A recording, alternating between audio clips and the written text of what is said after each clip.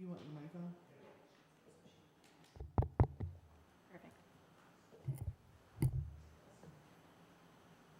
Do you have a piece of paper? Some notebook paper? Awesome. No? Okay.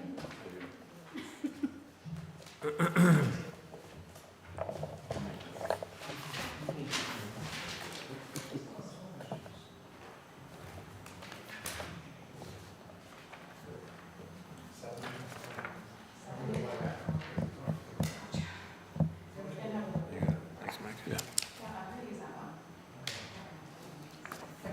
I'll just sign everyone. We are live, and your microphones are on.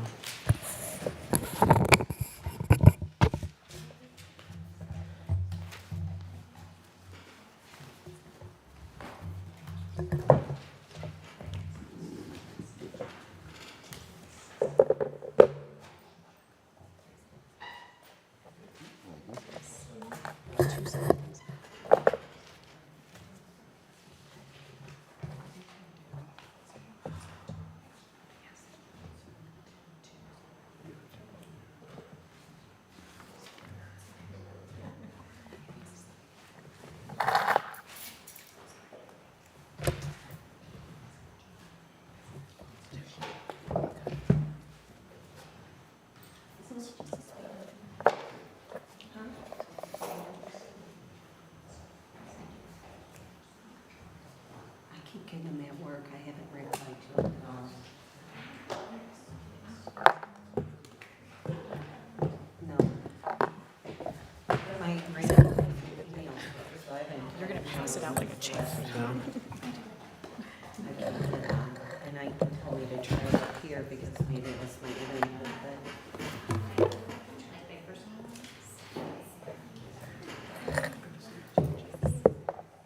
Since they switched everything through. I don't, and he couldn't even see me turn. All right, we will get started.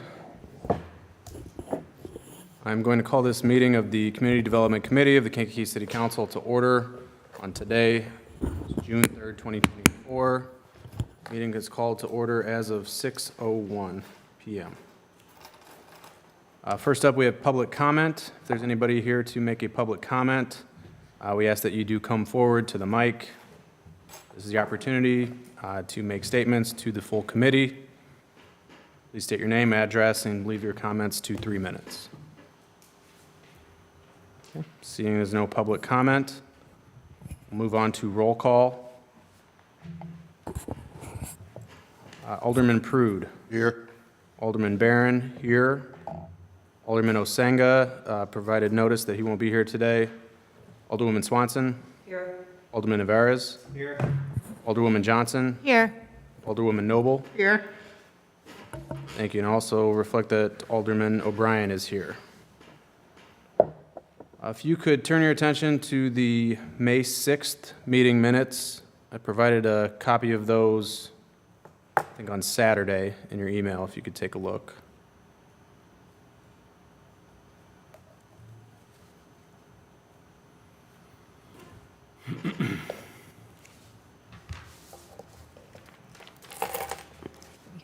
Is there a motion to accept those as presented? So move. Motion made by Alderwoman Johnson. Is there a second? I'll second it. Second made by Alderwoman Swanson. All in favor of approving the minutes as presented, please say aye. Aye. All opposed, please say nay. Those minutes are approved by voice vote. Let the record reflect that Alderman Marzak is in attendance. Moving on to item 5, the review of the bills. Again, these were presented to the committee by email on Saturday. Maya, Barbie, anything to present on these? Take a look at the voucher report. Most of the bills are from the Kankakee Works program. And then you've got your CDBG and other grants that are identifiable with the heading at the top of your voucher report. So I think it's pretty self-explanatory, but in case you're wondering about that $180,000, that's the Kankakee Works bills that went over to City Council. So, and we're still working on processing those payments. Any questions about the bills as presented? All right, seeing none, is there a motion to accept the bills as presented? I'll make that motion. Motion made by Alderwoman Swanson, I'll second. second by Alderwoman Johnson. Do this on roll call vote. Alderman Prude, Aye. Alderwoman Swanson, Aye. Alderman Navarez. Aye. Alderwoman Johnson, Aye. Alderwoman Noble. Aye. I'm an aye as well, except as to the bills as presented to Pathfinder.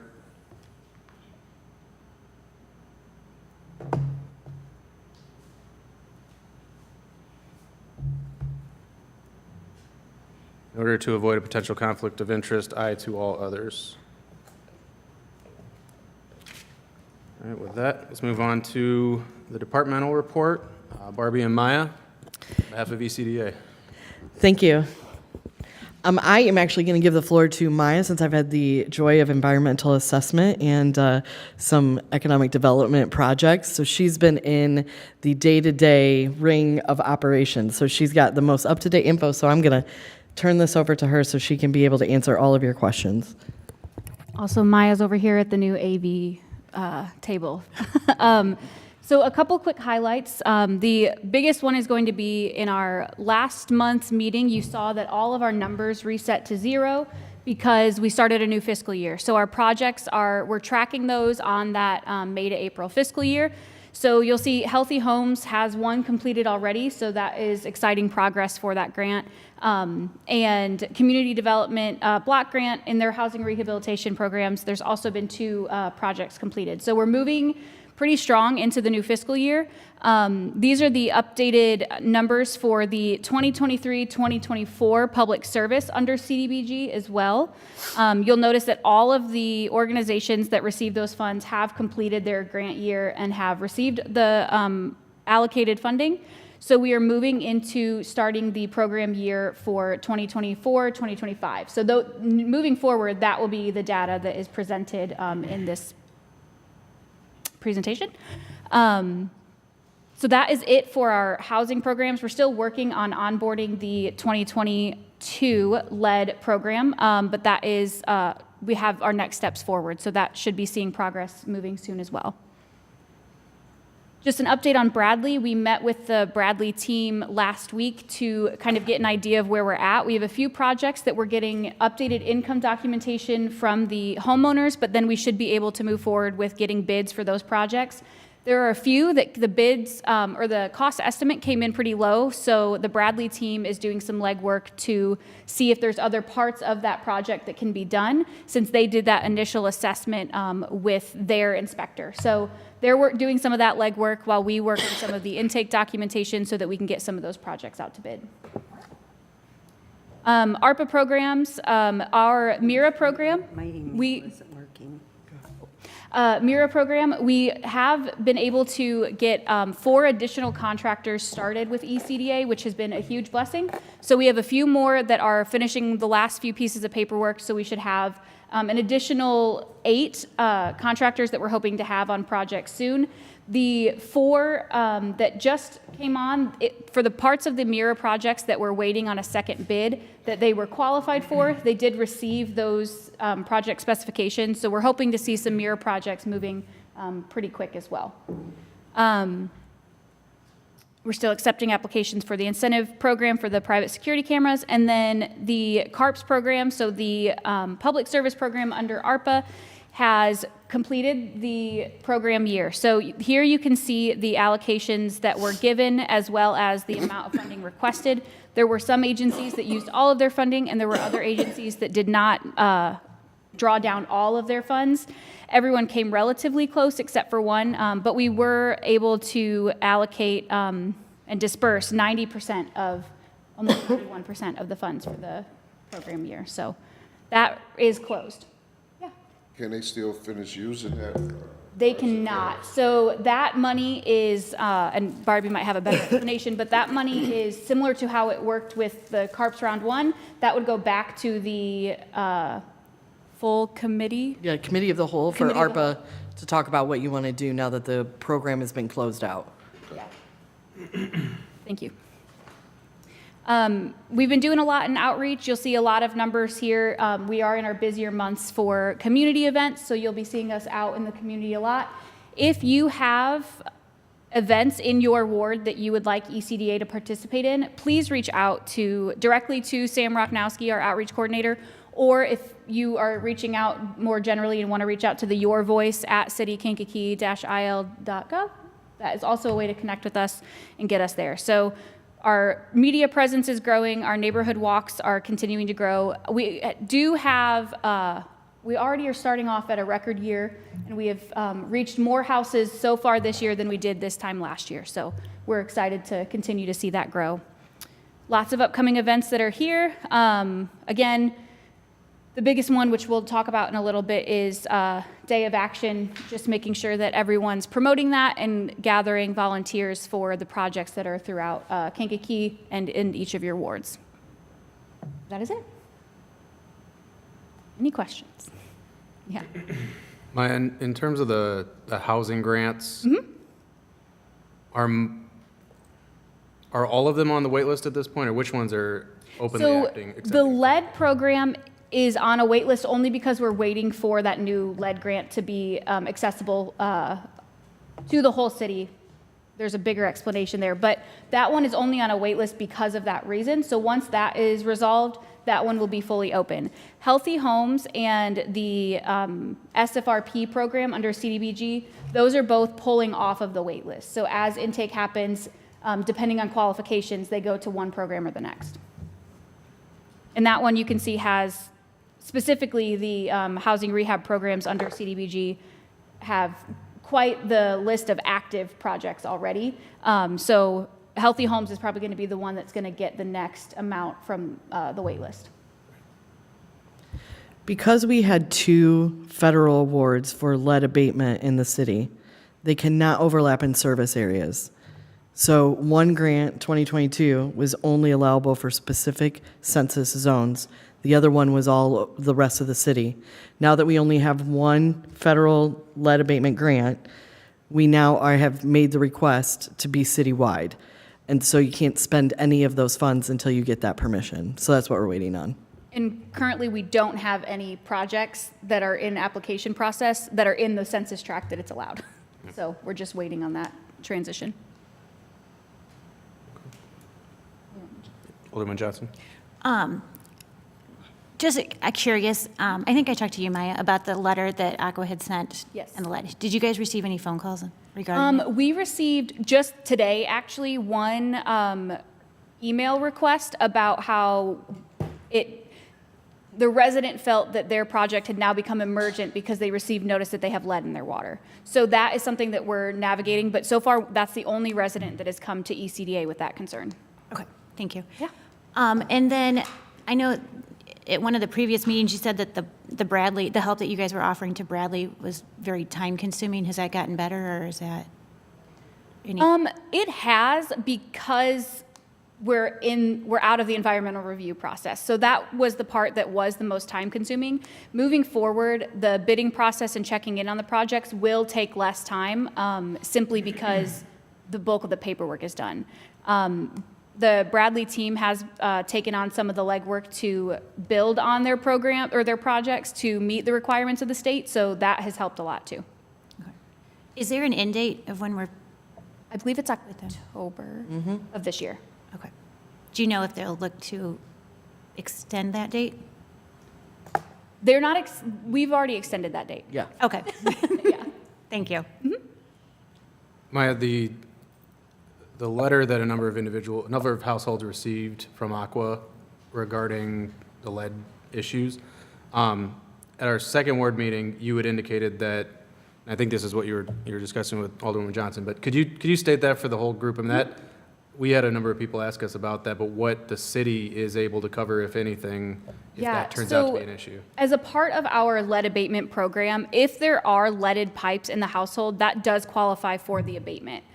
So the way that the letter was written, it was if you are choosing as a resident to abate the lead in your pipes, if you happen to have lead and it needs to be abated, that Aqua would do the work on their end. So if someone were to qualify for our program and we would find that their pipes do have lead in it, because our lead inspection does test all of that, then if we start that project at that residence, because they qualify for all the other things, that we would then be able to notify Aqua for them to do that work. But that is covered under our lead abatement grant if they qualify for the program. But again, we wouldn't be able to touch anything off the residence. That would be Aqua, but the letter states that that is something that they're covering if the resident is doing the work on their private property. Any other questions based on the report? Seeing none, we'll move on to old business. The first item of old business is the United Way Day of Action. First, I just wanted to personally thank everybody who did put some time into thinking about a project, and it was pretty impressive to see that full list, one project in each of the 7 wards, which is now being promoted by United Way, by Kankakee Forgives, and by ECDA. The link is available, which you can go to sign up a volunteer slot at any one of the 7 projects, and probably more than one if you want to. Absolutely. Some of them are staggered throughout the day. Your whole day off. Yeah. Anything else you want to say about that project? Really, it's all about getting the volunteers. So the more you're sharing the message and that link, the more we're going to get people signing up. And so if you are encouraging people in your, circle of influence, then that is what we really, really need right now. So we're building up that volunteer list, and it'll be a great day.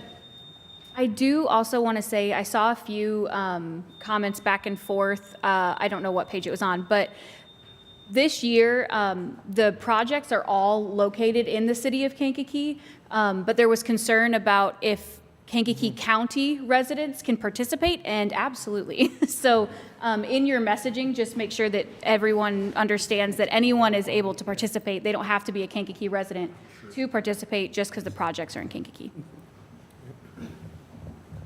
Any questions, comments? All right, then we will move on to the lighting reimbursement program. Barbie, you had sent out some draft policies and procedures. I didn't get a chance to look at them. I don't know if anybody else did, but. Yeah, so went ahead and created the updated policies and guidelines, what we started with in 2020 for the private security camera incentive program, and then took your feedback and then updated it to just become the private security incentive program to include lighting as an option.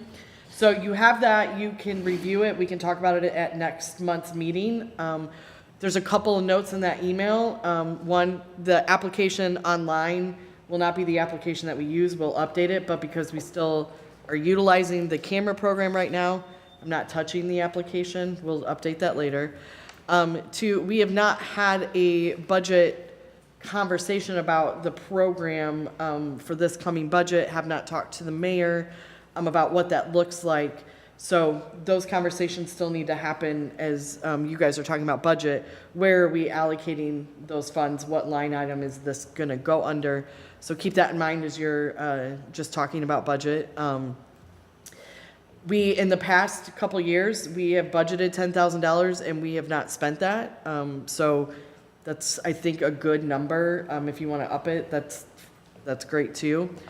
And then the last decision that I need you to think about is our conversations were on $200 for the allocation for homes, $100 for businesses or not-for-profits. Do you want to make that, $200 for cameras and $200 for lights, which like a max of $400 and then $200 for business? Do you want one application for cameras and then if they come back and they want lighting, they get to go again? So there's a couple of those pieces as you're reading through the guidelines. I just want you to think about how you want that to go. I will tell you, for us processing an application, it's just better if we could do it all together. And if the max, what you intend to be is $200 for the private cameras, $200 for lights, then let's just make that 400, 200, if that's what the intent was. I don't want somebody to like spend $150 in Ring cameras and then miss out on the lighting and come back 3 months later. Now we're processing 2 applications, but I just want you to take a look at that and see what you intended. I know we had a conversation around 200, but I think when you read it, you're going to realize we've been spending 200 for cameras. If you add lights to it, we probably should be upping the allocation amount. I have just a question under the submission requirement. It says that applicants can apply for a rebate up to $200 per camera Okay. and/or house. So that would be very confusing, I think, right off the bat, because I've seen people that have 4 cameras in their house, and I wouldn't want people to be led to believe they get $800 back. Okay. I mean, that's just. Correct. Yeah.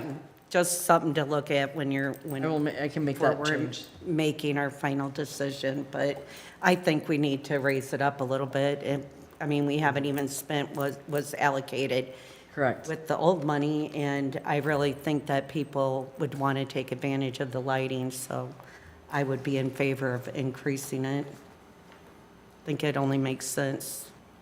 Make it easier on people. The easier it is on our people, the more likely they're going to take advantage of it. So would that be the full amount of the maximum allocation for either or? So you could spend 400 on just lighting or 400 on just cameras or 400 on some combination? I would say 400 combination.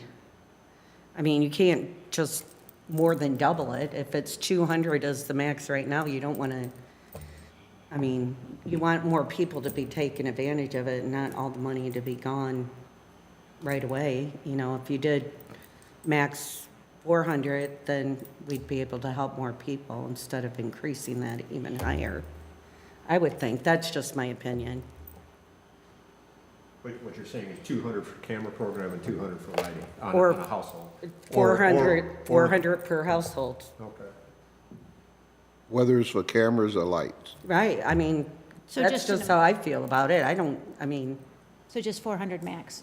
that's. No matter what. That's kind of what I'm They thinking. can pick and choose. I mean, if they want 200 on lights and 200 cameras, or 100 on a camera and 300 on lights, I mean. you No could- limit, no you limit could on the make a number of difference. cameras? Like, what was just kind of the question about the application currently? Or would we subsidize more than one camera if that's what they want to do with 4? I would say, but just 200 per camera is kind of putting it out there that you could get up to 200 per camera that you get installed, is how it's kind of reads. Yeah, That was my that's only point of that. That's a mistake on my part, because the original guidelines are $200 per house. Oh, that's what I thought. So if you raise it, it's going to be per house. Right, So, that's what I thought yeah. was the original thing. Any other thoughts, comments? Just, I kind of like the idea of, given the option. I mean, nowadays you can get some, six camera DVR for that kind of money, So, I mean, a system, they could have a complete system monitoring a lot more area, or lighting, but that's just my thoughts.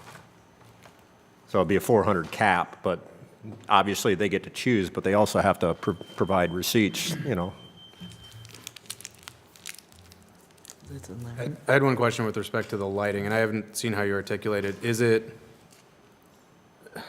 how do you, what's your standard for what lighting is acceptable? Is it lighting that's attached to a private residence or improvement that's shining onto public areas? Is it private areas? It's alleys and sidewalks, so it fits what public safety definition of lighting would be. It says that in the guidelines too, for public safety purposes around your property.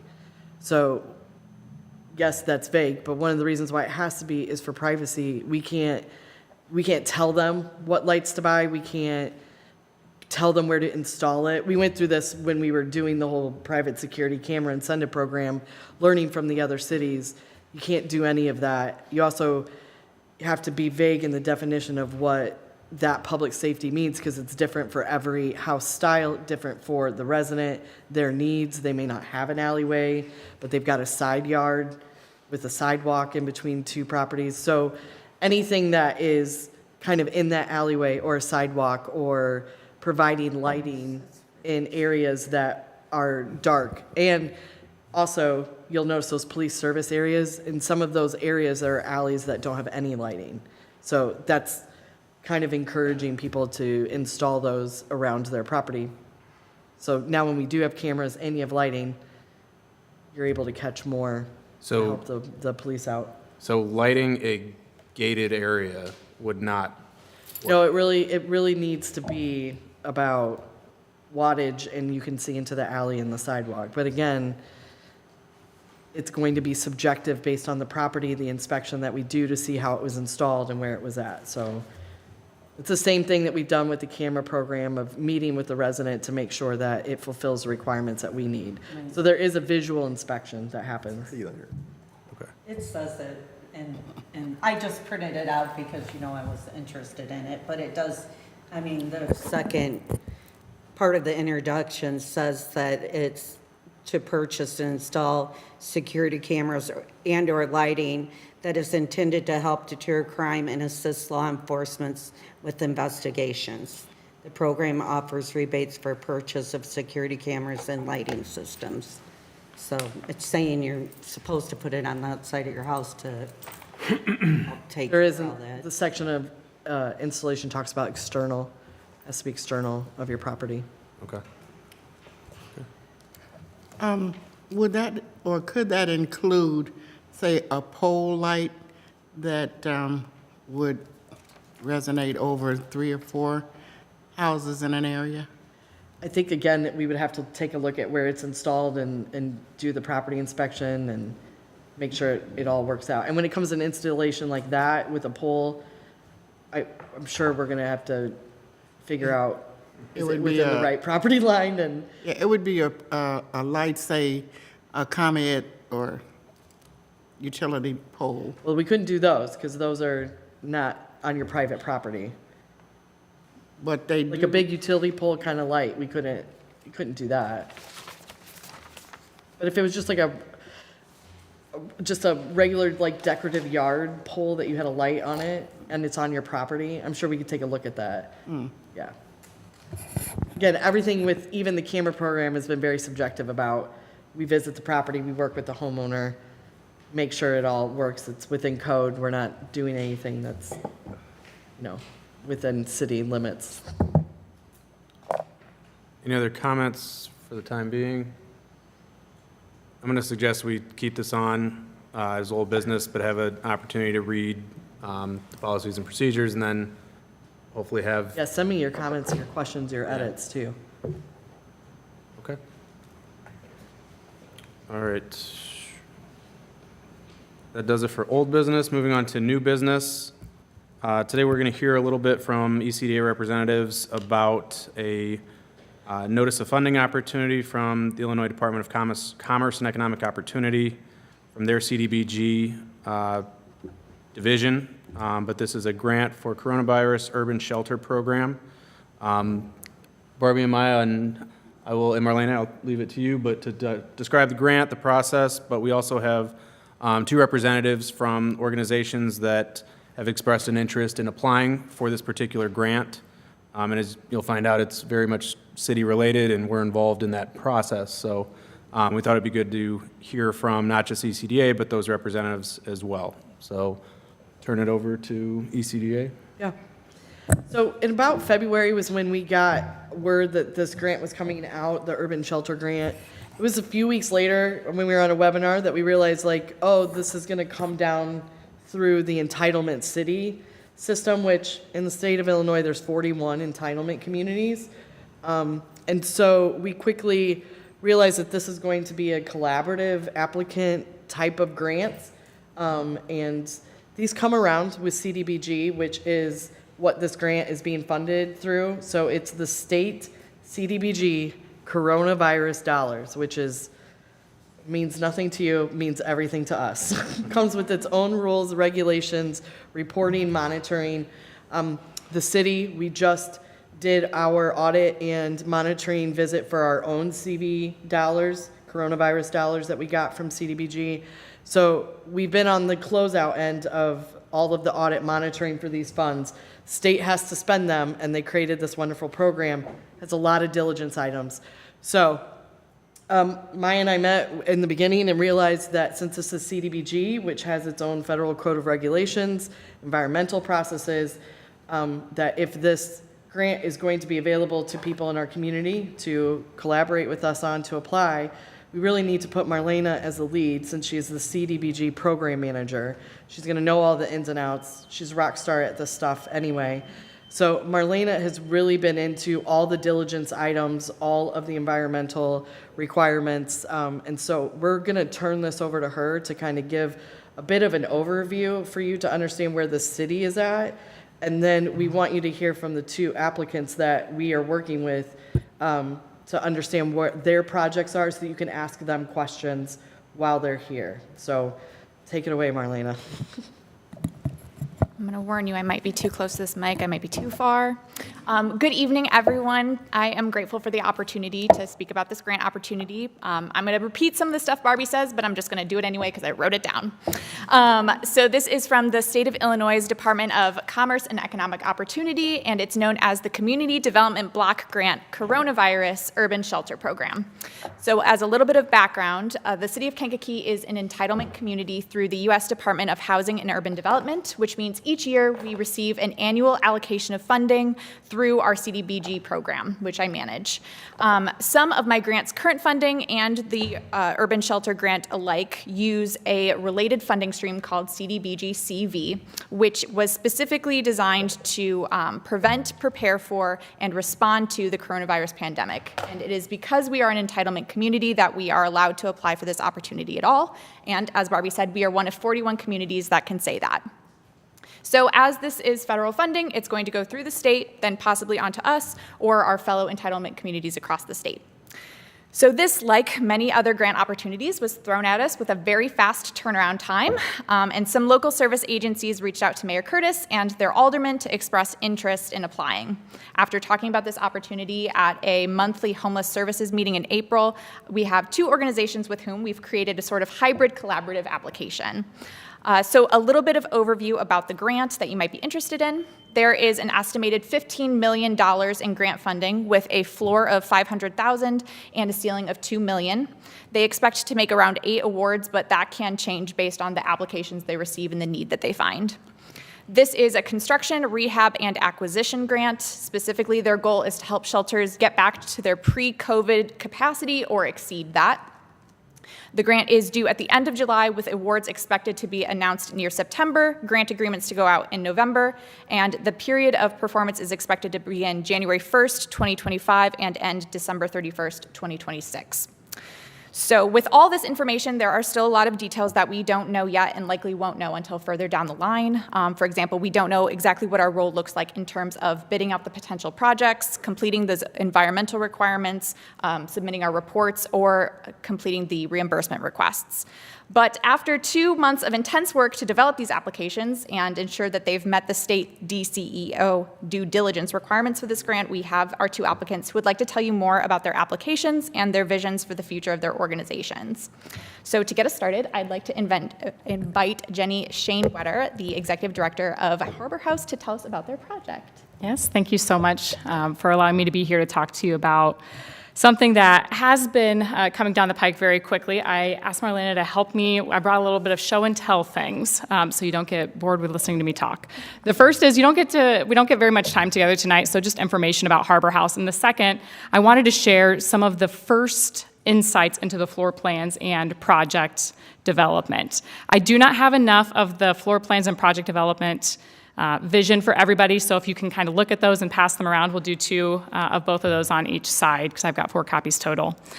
I'm here a little bit with mixed emotions. Very excited that we operate in a community that's willing to collaborate with us on this. When I saw this come out, when it was first dropped, I'd emailed Barbie and Mayor Curtis right away saying, hey, when can we talk? I'm very interested to see what this could look like if it could work out, because the worst that we can do is ask. And if the answer is no, we can go in a different direction, but we'll have more information then than we did before.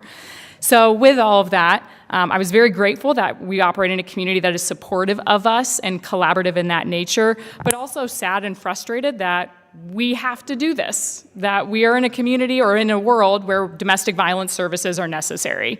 I know that you heard from my colleague back in January, so you're familiar with Harbor House. We exist to empower individuals, families, and communities through domestic violence programs, advocacy, and prevention. And we've been facing a very harsh reality, especially over the past 3 or 4 years, of startling statistics. So some national statistics: about 10 million women and men are impacted annually by domestic violence, 15 million children impacted annually by domestic violence. Locally, we answer about 3,500 hotline calls a year, and we serve more than 550 survivors of domestic violence. 68% nationally, 68% of mass shootings, the root cause is domestic violence. So when I say domestic violence, oftentimes we go to a family issue in our minds. It's a family problem, but it's not. It's a community problem. It's a public safety problem. It's a public health problem. And so it's very important that we are providing the services, because domestic violence services are homicide prevention services. We work very closely with Kankakee Police. They serve on our Kankakee County Domestic Violence Task Force, and actually on the other side of that wall is where we have our meetings. And we worked with Deputy Chief Austin, and he shared with us that out of the statistics, they were studying 36 homicides between 2018 and 2023, and 1/3 of those were domestic violence related. So domestic violence isn't something that happens somewhere else. It happens here. It happens everywhere. Throughout the pandemic, we were forced to shift directions very quickly, and we started seeing some things that were very alarming locally and then across the state as well. Pre-pandemic, we were not having to turn away anybody from shelter.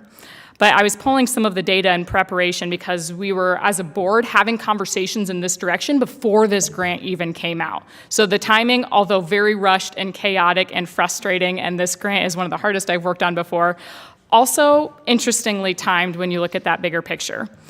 In fiscal year 22, we had to turn away 66 individuals from emergency shelter.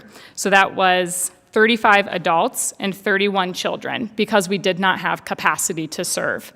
We do not intermix families. We do not commingle families. We give families their own space in order to be trauma-informed and protect the families.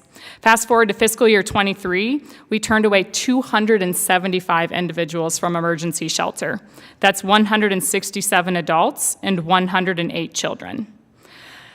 For the first 10 months of this fiscal year 24, so July through April, we have turned away 348 individuals from emergency shelter due to capacity. That's 186 adults and 162 children, because we were not able to meet the need. We were full.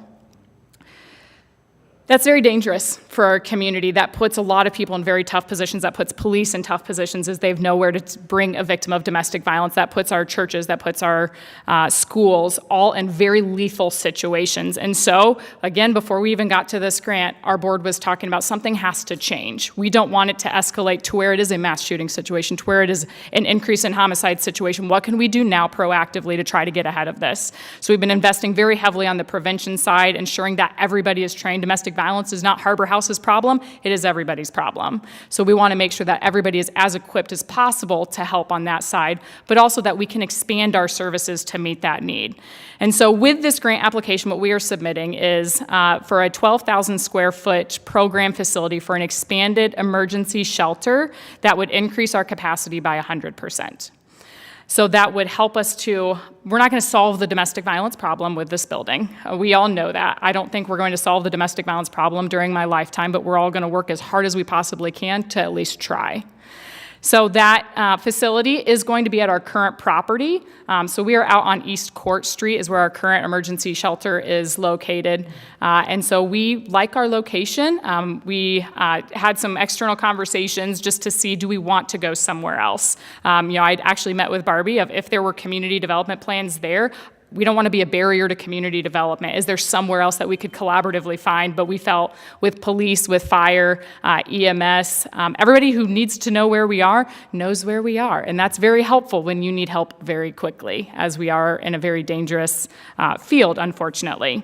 So we are staying at our property where we're currently at, and we have been meeting every week for about the past 2 months with our architect, our engineer, some members of our board. Our Vice President, John Fitz, is with us today, and they've gone above and beyond in trying to make sure that we can get as much information as possible, because this grant is very much focused on who is shovel-ready, who is ready to rock and roll with this, and so we're going to do our best to prove that that is us. So that's where the plans are that you have in front of you, just so you can kind of visualize what does that space look like. With that, the rooms that are going to be inside related to the shelter, we are constructing it to better accommodate different sized families. Right now, we are very, very challenged when it is a larger family that needs emergency shelter. We cannot accommodate larger families in a trauma-informed manner. So that's where we do additional safety planning, trying to think through, is there any other option? Is there any other family member? Let's talk through some other scenarios. So with this, we're going to be able to do that, to accommodate larger families. So there will be, currently, I guess I'll say, in our existing facility, we had 6 pre-COVID bedrooms that we used, 6 shelter bedrooms. And so we are, like I said, expanding that by 100%. So we are going to have 6 small units that are about 180 square feet each, and those have just a private bedroom, and then otherwise they are a part of a common area. So they will share then kitchen, dining, children's play area, living room, so everything else is going to be more communal living. Then we have a mid-sized unit. The mid-sized unit is about 520 square feet. That has a private bedroom, private kitchen, and private bathroom. So that is for a victim, that's for a mom with small kids, a mom with maybe a couple of kids, to where that kind of space would be more functional, but it also gives them privacy to start healing as a family from severe trauma that they have experienced as a family. And then the last one are 2 large units at about 700 square feet for individuals with larger families. We had an individual come into shelter with 4 teenagers. Imagine 5 adults essentially trying to operate within our largest space right now is just under 500 square feet. Can you imagine that? 5 adults living in that space with all of the trauma that they're coming in. So this will give us more of that flexibility in that larger unit. Like I said, 2 private bedrooms, kitchen, and a bathroom. The trauma-informed spaces, everybody will have access to those. That's mostly intended for those smaller units, which could be a victim and their child, or 1 or 2 children, depending on how old those children are. That will be a workout room, a very small workout room, small child's play area, rec room, living room. And in those spaces, we'll also be able to do group activities. We are staffed 24/7. All of our counselors, legal advocates, case manager will be in that same facility, so they will have immediate access to that support when they need it. And so with that, all of these spaces can turn into group counseling spaces as well, can turn into fun spaces where kids can be kids again and kind of get to come down from all of that high anxiety, all of the trauma then that they've experienced. Coming down to the funding side of this, unfortunately, $2 million will not pay for the whole building. No matter how you swing it, unless we're making it out of paper, which we'll have other issues then. So $2 million will cover just over 50% of this facility, and so we are submitting our grant just for that building alone. That's about $3.5 million is what we're requesting. As a part of the application, you have to show proof of your financing. How are you getting to that number? So the $2 million, obviously covering over 50%, $1 million. With this grant being so unique as it is, they have very interesting restrictions on what you can take for a loan. For example, it cannot exceed a 10-year mortgage. So you have to fit that $1 million into 10 years with 8.5% interest and probably not refinanceable, which you do the math, it's not very fun. And then $500,000 local cash on hand. So we have to prove with our bank statements that we can do that. So that's just a very quick synopsis. I have done my best to roll 3 months of conversations into 7 and 10 minutes, and it's now 2:45, so I think either I'm really early or really late. But I would welcome any questions, and again, I am so appreciative that we live in a community where this is a conversation that we can have. When I hear other directors across the state talk about their communities, I'm like, I'm glad I get to go home to a place where I don't have to face that, where we can pick up and call the phone. Even when we disagree, we don't always agree on things with our community partners, but we can talk through things. We can figure things out to come to a solution that works for all of us. Any questions? Before we take questions, I want to make sure Sam gets enough time to talk as well. So we'll do questions together at the end. I'll try to introduce Samantha Woodmaster, who is the Director of Community Outreach at Fortitude Community Outreach, to speak about their project. Okay, so I'll try to be very brief. So how we ended up at this project was at the end of last year, we were kind of scrambling to be able to provide shelter at all. That's how we came up with the night fort solution. But in the process of operating the night fort, we had no other place to be. So we were looking for office space. We attempted to find office space, and that did not work out for us. And then, so in December, we were scrambling, like to just be able to provide basic services for our guests. And we ended up partnering with the Salvation Army so that we could use space that they weren't using to have a place to meet with our guests in the evening, and then they would get onto the night fort from there, and then it rotates to 7 different sites. But it still was like very chaotic, and when you're working with people that you're trying to help them get back to stability, when your organization is chaotic, it doesn't work well. So we were just trying to find a solution. And at one point, we were just talking like, what are we gonna do if we can't find a place to be? And at some point, somebody had approached Dawn with a church that was for sale, and at that point, it wasn't even a question if we were gonna consider it or not. But then it was brought up again, so then we went to look at it, and it really felt like one of those, like, everything happens for a reason, and this is gonna be the forever home of Fortitude. The building couldn't be more perfect in size, the location felt great, and it was better than anything we could have ever built from the ground up. It's just so perfect. And so then kind of like what Jenny said, it was just the timeline. And so the same for us. We found the building, we were able to get the building with the sole intention of, even if we were only able to use the building as office space, we were at least gonna have office space to work with our guests. And then our long-term goals were to be able to eventually convert the deconstructed part of the building into an overnight shelter. And that was like 2 years down the line with the intention of using the night fort that whole time. Then this grant came to be, and it was just the perfect timing to try to get the money for construction. And so our timeline is still the same. We're currently getting it ready to just be office space for staff. We passed the building inspection, but we haven't quite passed fire inspection because we need a fire alarm system, I believe. But then once that happens, we'll be able to finally have office space for the staff. As soon as we have a business license, we can move forward with installing ADA bathrooms so that the services that we're currently providing to our guests at the Salvation Army can happen at our building. So it'll still be the same thing. They just come to our building in the evening, load onto the night fort, for shelter overnight, and then hopefully we'll be able to begin construction, and that's probably going to take a year and a half for the building to be completely ready for it to be a shelter. And in the meantime, we hope to establish ourselves in the neighborhood, and that everything will just work out. So that's a very brief overview of how we ended up here. Barbie, you want to say anything about anything else we have to do, or as the city, before we open up for questions? No, so I mean, just what we're doing is working with them on all of these diligence eligibility requirements for the grant. So the things like zoning that need to be verified, or in process at the time of the submission of this grant. The crazy rules of providing your funding for the rest of the project, because none of what they're asking for is going to cover the entire cost of their projects. So they have to produce all of the banking information to prove that they have financing, and there's a lot of rules on the financing for this. So Jenny talked a little bit about it.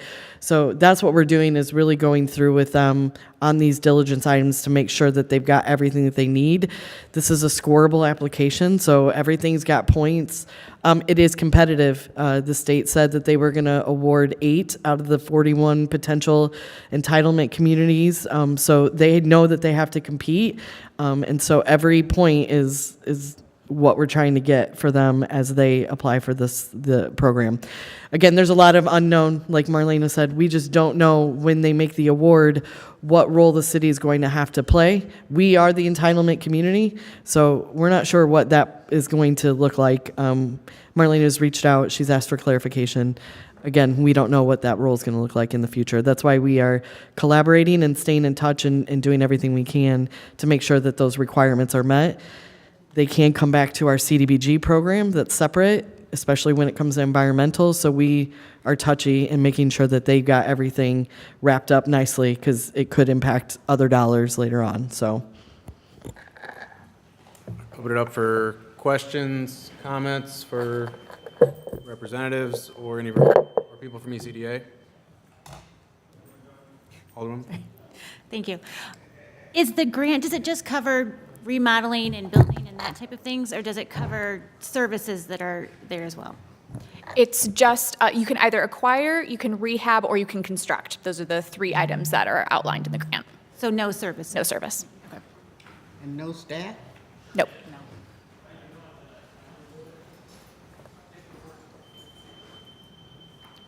Okay. And that- oh.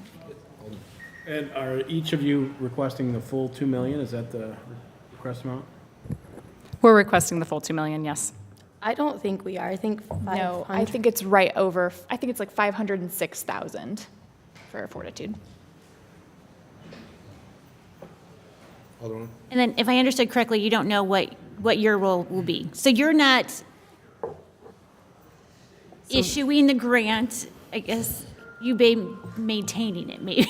I don't know the right verbiage. See, right. So the language is monitoring and administrating. Okay. Those are their 2 favorite words, and we don't know what that means just yet. So at the state level, the state will review all the applications and decide who gets it, and then you guys could be monitoring and administrating. Yes. Okay, thank you. Barbie, Marlena, could you reiterate the timeline? Yeah. Go ahead. Yes. So the grant is due at the end of July on the 31st. They say that they want the awards to be announced in September, but if anyone has worked with grants, you know that can be a lie.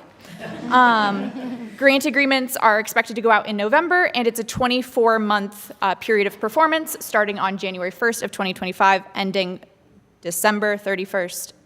Did I say that right? Of 2026. Any other questions, comments? Okay.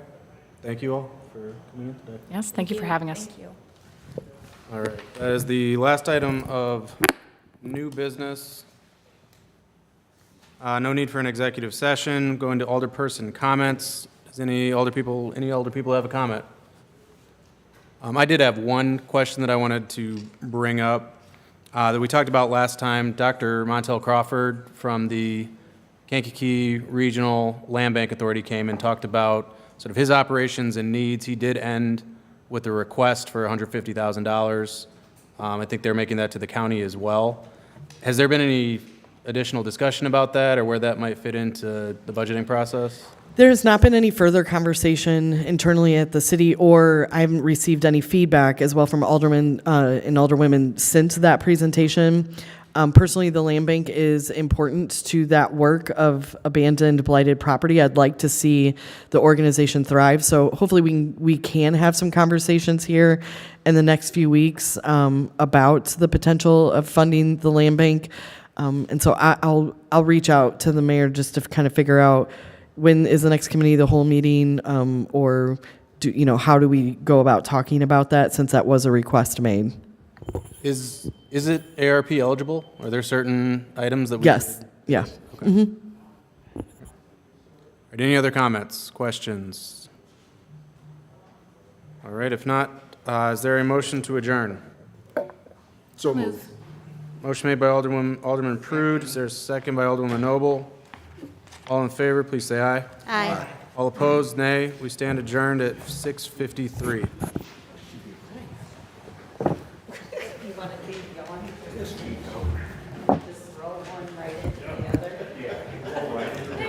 Yes. Tomorrow, I have a class. No. I'll use these again.